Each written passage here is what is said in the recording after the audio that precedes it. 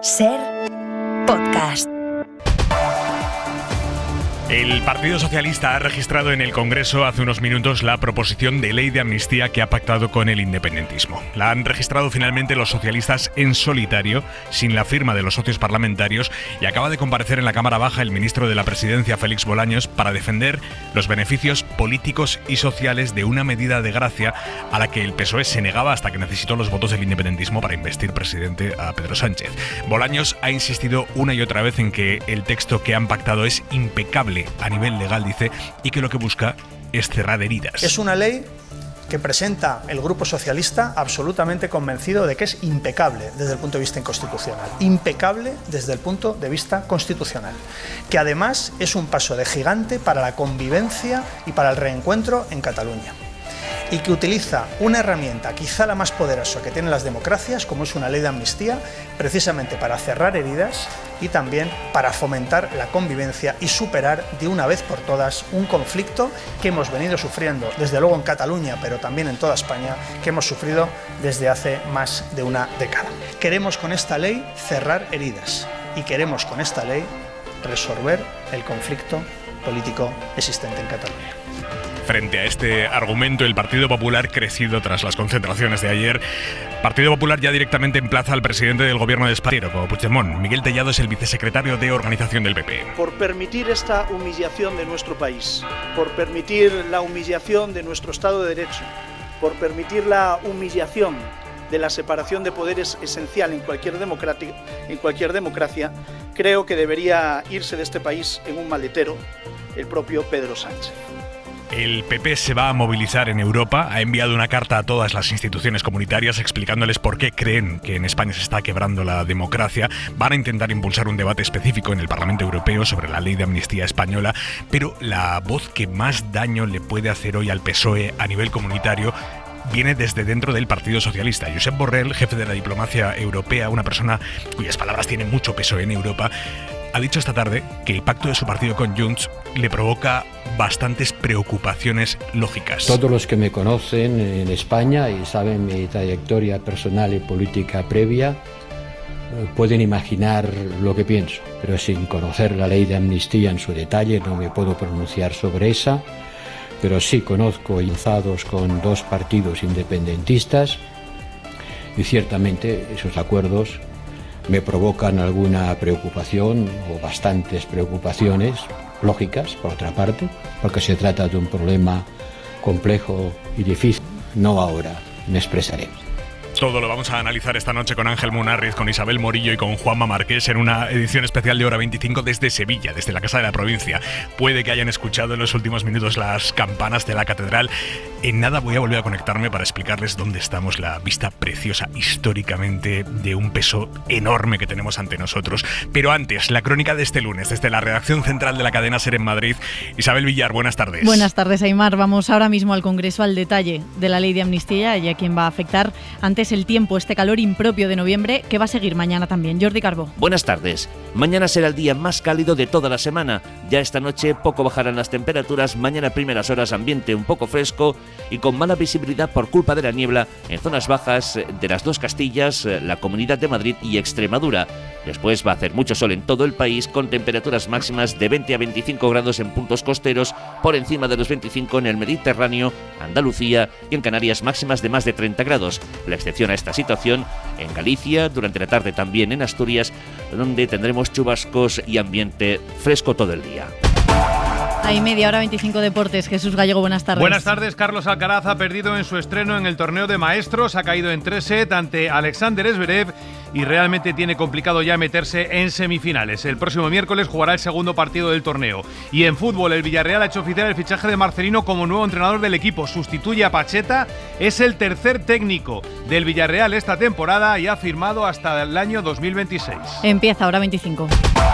Bajando al detalle de la ley de amnistía para la normalización institucional, política y social en Cataluña, ese es el nombre completo de la proposición que ha registrado esta tarde el PSOE en el Congreso y que una vez esté aprobada supondrá... La ley va a amnistiar las responsabilidades penales, administrativas y contables de todos los actos vinculados con el proceso soberanista que se hayan realizado entre el 1 de enero de 2012 y el día de hoy, de noviembre de 2023. Así lo acaba de explicar el ministro Bolaños en el Congreso. Ahí está Guillermo Lerma, buenas tardes. ¿Qué tal, Isa? Buenas tardes. En concreto son 309 independentistas y 74 agentes de las fuerzas de seguridad los que se verán beneficiados por una ley en la que no se hace referencia a esos casos derivados de una posible judicialización de la política o lawfare. El texto especifica un catálogo de delitos por actos concretos que quedarán amnistiados, todos ellos vinculados con el procés independentista, todos ellos dentro de ese marco temporal de una década. Estamos hablando de los dirigentes políticos que promovieron el referéndum ilegal, los miembros de Tsunami o CDR que protagonizaron los disturbios, pero también de otros ciudadanos particulares, como explicaba el ministro de la Presidencia. Me estoy refiriendo a directores de colegio, me estoy refiriendo a funcionarios, me estoy refiriendo a bomberos, me estoy refiriendo a policías que también quedan amnistiados con esta ley que hoy hemos presentado. A los agentes el texto les reconoce, de hecho, que si llevaron a cabo las cargas fue para defender la legalidad. Explícitamente dice que no se busca el demérito o su criminalización, sino aliviar su situación procesal. Quedan excluidos del olvido, entre otros, quienes hayan cometido delitos de terrorismo, las violaciones de derechos humanos o actos que afecten a los intereses económicos de la Unión. En cuanto a la aplicación para los beneficiarios que ya hayan sido juzgados, la ley cancela sus antecedentes. Quienes tengan un proceso abierto verán como la amnistía supone el fin del mismo. No se devolverán, eso sí, indemnizaciones o sanciones. Esto sobre la aplicación de la ley de amnistía. Vamos ahora con la justificación, la exposición de motivos, que es larga y en la que se hacen muchas referencias a la Constitución. No hay una renuncia expresa del independentismo a la unilateralidad, pero sí se dice que todos los caminos deben transitar dentro del ordenamiento jurídico nacional e internacional. Lerma. Argumenta de manera extensa tanto la constitucionalidad de la norma, defiende que se cumple el principio de igualdad, también se trata de una ley razonable, dicen, porque busca superar la situación de tensión, y proporcional porque se evita que abarque actos no relacionados con ese proceso independentista. Todo en una exposición de motivos en la que no hay, como en el acuerdo con Junts, un relato sobre el procés, tampoco una renuncia a la unilateralidad, pero en la que se deja claro que la solución al conflicto pasa por el marco constitucional. Esa, dice Félix Bolaños, es la principal diferencia entre la proposición registrada por los independentistas y esta. Comparen solo la exposición de motivos de aquella proposición de ley del año 2021 y la exposición de motivos de la proposición de ley que hoy hemos presentado. Es la diferencia entre la ley que hoy presentamos, plenamente constitucional, respetuosa con los valores democráticos constitucionales de nuestra España. El PSOE se apoya en las resoluciones del Supremo, del Constitucional y en la legislación de otros países para defender la legalidad y la oportunidad de la amnistía. Gracias, Lerma.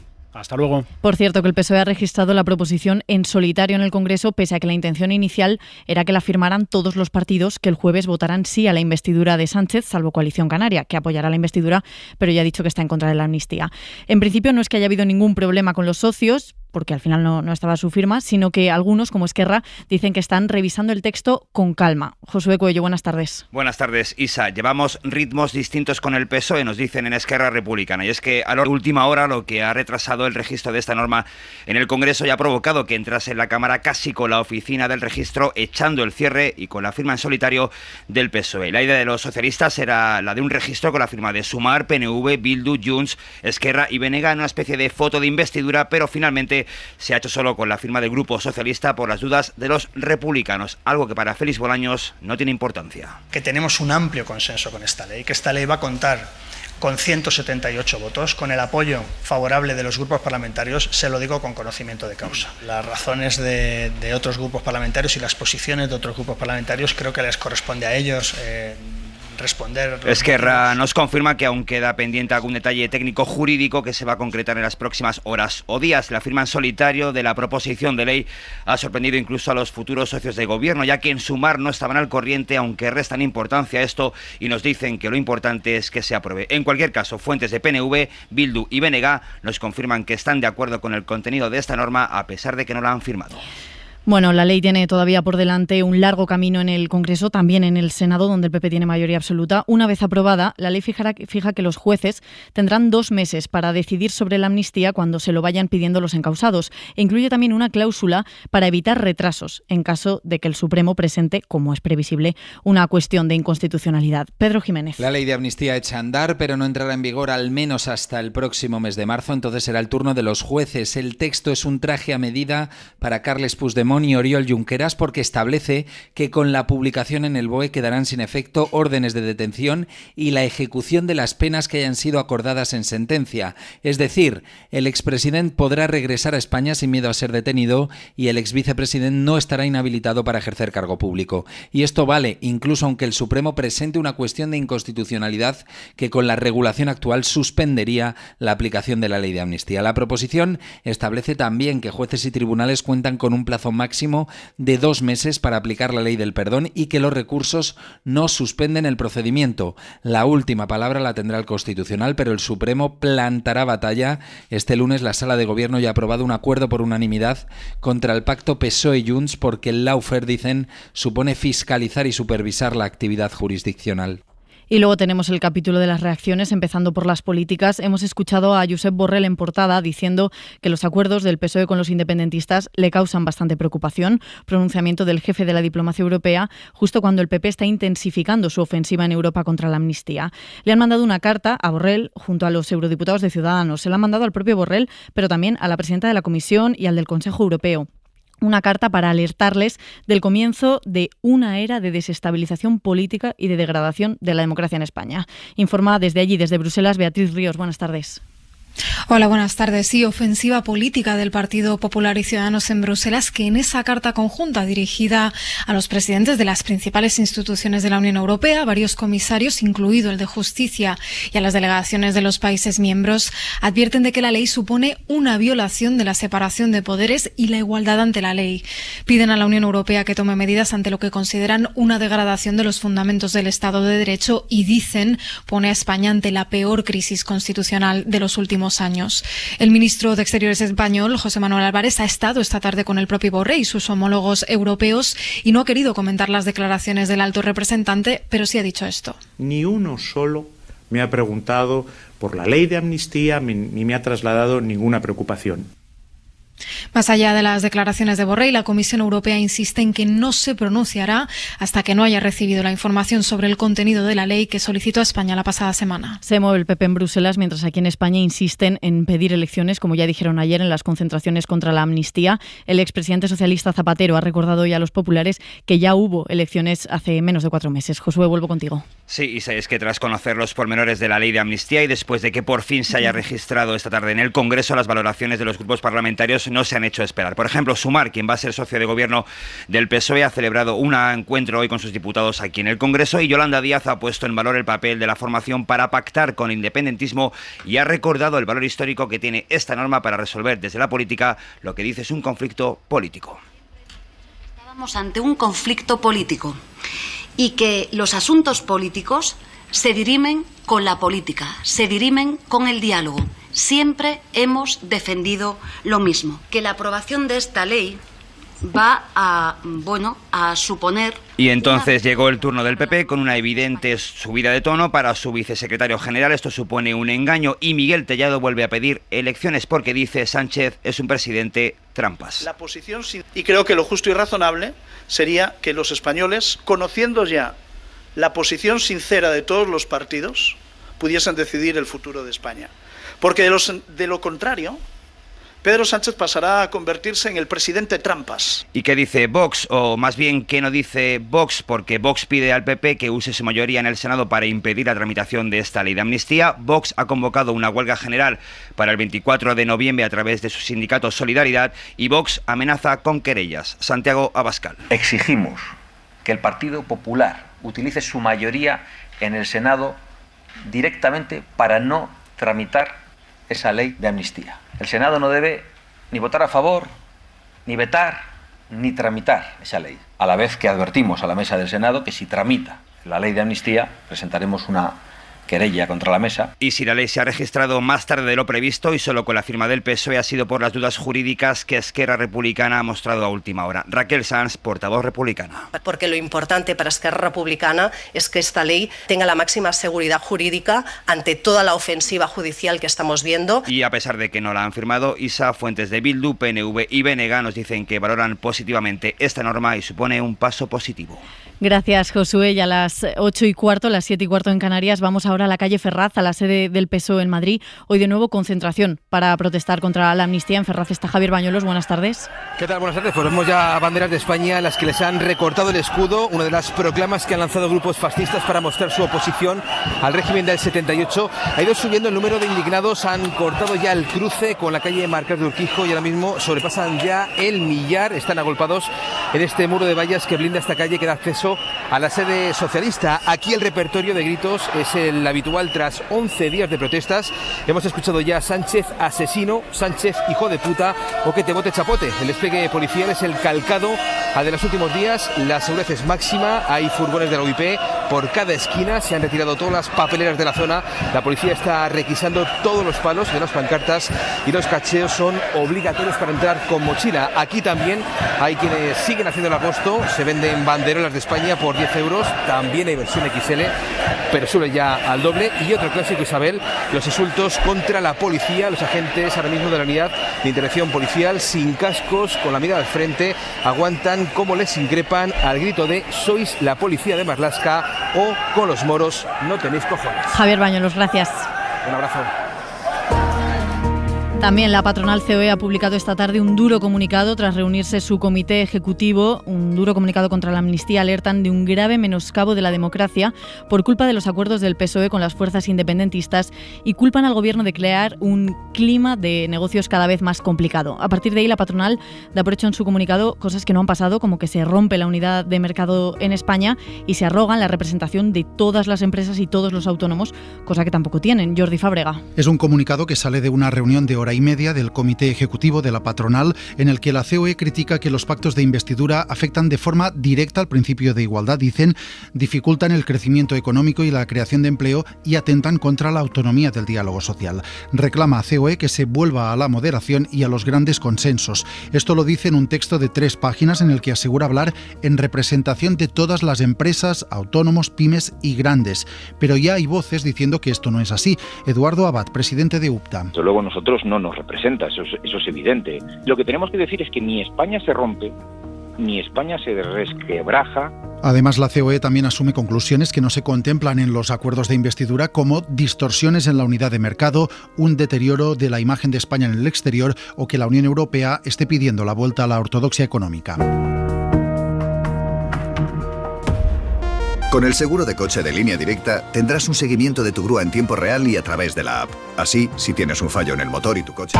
Un primer grupo de 40 españoles atrapados en la Franja de Gaza ha podido cruzar hoy el paso de Rafah para salir hacia Egipto Banya en autobuses rumbo al Cairo. Según el ministro de Exteriores Álvarez, otros 80 españoles tienen permiso para hacer lo mismo mañana. Ángel Villascusa. España tiene permiso de Israel, sí, pero Exteriores sigue trabajando en conseguir el de Egipto para que puedan salir este martes esos 80 españoles, aunque José Manuel Álvarez lo supedita a que el paso esté abierto. Si está abierto el puesto de Rafah, porque ya sabe que no todos los días está abierto. En principio debería de estarlo, pero eso solo lo sabremos mañana. Es de en torno a 80 personas. Los 40 que han salido este lunes son 33 hispano-palestinos, 22 de ellos las consecuencias de una ofensiva que ya ha dejado 11.200 muertos. Ahora preocupa mucho la situación en hospitales como en el de Al-Shifa, el principal de la franja. Allí solo está funcionando una incubadora y 2 máquinas de diálisis. En total hay unos 650 pacientes esperando a poder salir. En las inmediaciones de ese hospital hay combates entre las tropas israelíes y actúa el fuego para poder evacuarlo, aunque Israel no recoge el guante. El ministro de Defensa, Yoav Galant, ha dicho esta tarde que Hamás ya no controla la ciudad de Gaza y que los combatientes están huyendo hacia el sur. Por cierto, que según la agencia de noticias de Hamás, un nuevo ataque, en este caso contra el campo de refugiados de Jabalia, ha dejado 30 muertos. Lo tiene el chef y la cartera. Hora 25. Aimar Bretos. Y hasta ahora a las 8:21, las 7:21 en Canarias, vamos a volver a Sevilla, desde donde emitimos esta noche un programa especial de Hora 25. Aimar, ¿dónde estás ahora mismo? Pues mira, estaba pensando, Isa, que el punto en el que estoy ahora mismo es uno de los pocos puntos de España en el que a uno de verdad le puede dar un estendalazo, un ataque de belleza, porque estoy en el corazón del triángulo patrimonio de la humanidad que conforman la Catedral de Sevilla, el Archivo General de Indias y los Reales Alcázares. Es un lugar precioso, está anocheciendo ya, pero desde la Casa de la Provincia, que está en esta propia Plaza del Triunfo en la que estamos y que es desde donde vamos a emitir hoy el programa Hora 25, desde aquí vemos una imagen espectacular de la catedral iluminada, la Giralda iluminada. De verdad que es muy bonito esto. Como bonita va a ser la noche de radio que tenemos por delante, con música. Van a estar con nosotros siempre así. Va a estar también con nosotros el humorista Manu Sánchez, que viene de pasar unos meses complicados tras un cáncer.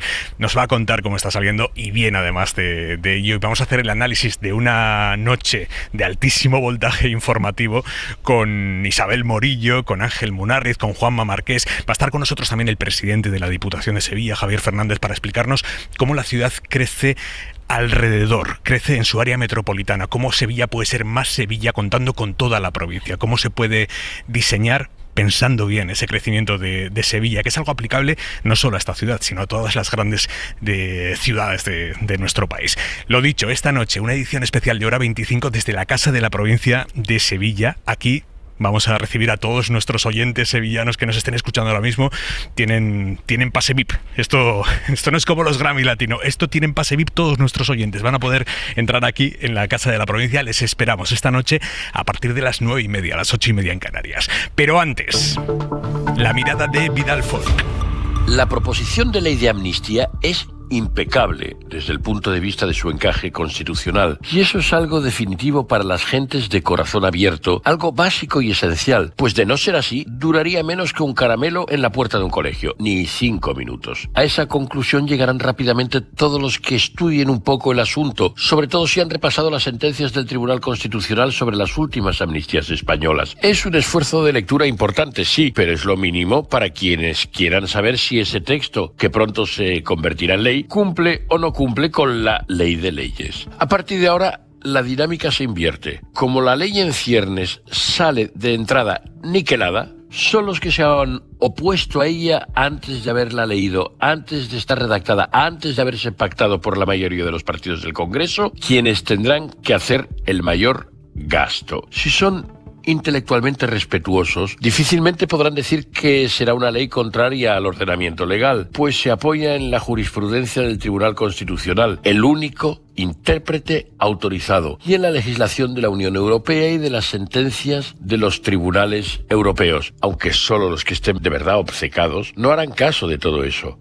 Pero entonces, ¿con qué razones atraerán a los partidarios de la generosidad democrática, a los favorables al reencuentro con quienes la desafiaron, a los militantes de una sociedad inclusiva que pone punto y final a los errores y desastres de quienes la desafiaron? Ahora, la carga de la prueba recae sobre los escépticos o los negacionistas de la concordia. Podrán insultar, asaltar sedes, disparar cohetes, ocupar calles, llegar hasta el Capitolio o hasta la Luna. Incluso vencerán en la ocupación callejera, pero no convencerán.